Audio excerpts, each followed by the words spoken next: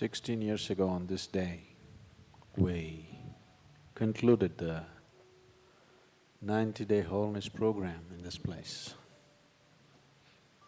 on 13th September, I think. So, when I suddenly remembered this in the afternoon, I was itching to do something. So, when we were doing the wholeness program with those 60 and odd people, very hardy ones because there was no place to live. A hut that was threatening to fall down any time, repeatedly threatening us that it's going to come down upon us. But still, we did all that we had to do there. And at that time, everybody dreamt we must build a meditation hall. It took maybe another 6 years or 7 years before we built the Spanda hall. Today, it is such that the Spanda hall is occupied almost 20 to 25 days in a month, and it's not available for anybody in the ashram. And sadhana hall is anyway bursting at the seams.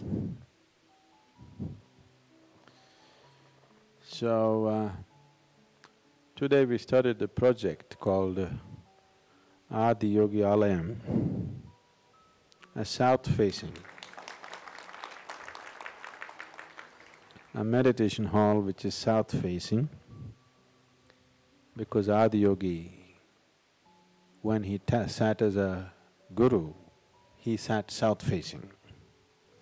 So this meditation hall is south-facing, and we will have a wonderful consecration which will befit him for this hall. So,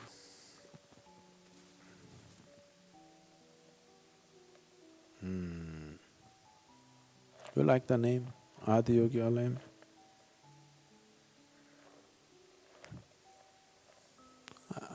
I've been thinking we have to have something in his name, because this fundamental possibility has evolved from this one idea that he put in those 7 people's minds. He made them thirst for something beyond the limitations of their existence.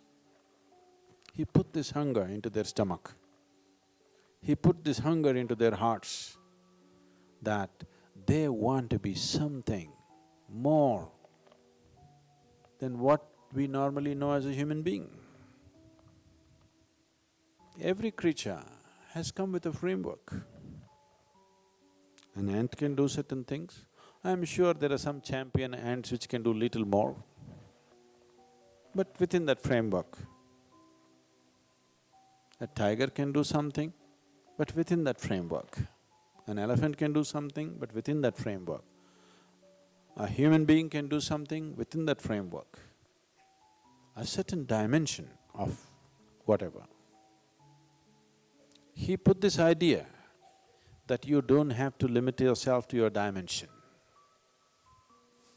You can transcend this. There is another way to be, a completely different way to be. This idea, he not only gave the idea and the thought, he also gave a method to go there. It is this one idea that a human being can strive to evolve beyond the dimension of his present existence, which is the basis of this whole civilization and culture. It does not matter whether somebody calls himself a Hindu or a Buddhist or a Jain or a Sikh or whatever. All of them are striving for this one idea that they want to cross these limitations and attain to liberation.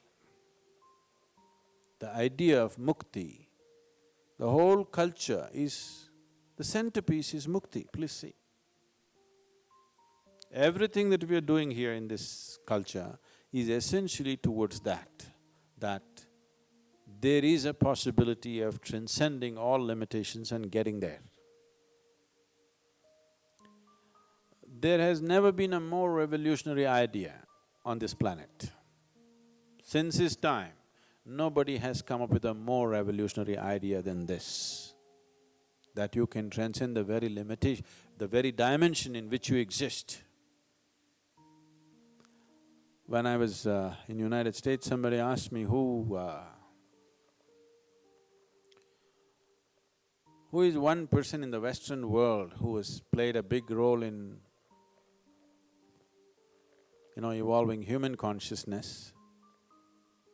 Without a moment's doubt, I said Charles Darwin. They said, Charles Darwin, he's only a naturalist.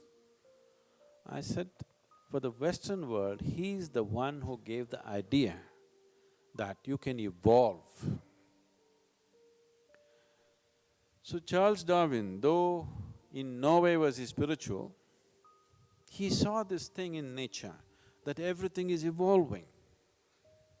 A single-celled animal is becoming a multi-celled animal, a multi-celled animal is becoming more complex and more complex. From one dimension to another, life is evolving. So there is a possibility for a human being also to evolve beyond his present limitations. It's a natural progression of theory of evolution. For one to go beyond his limitations, even to strive, the compulsion should go, the compulsiveness should go. This compulsiveness, one dimension, one fundamental dimension of compulsiveness is your own prarabdha.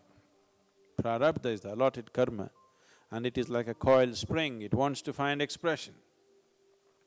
It will not spare anybody.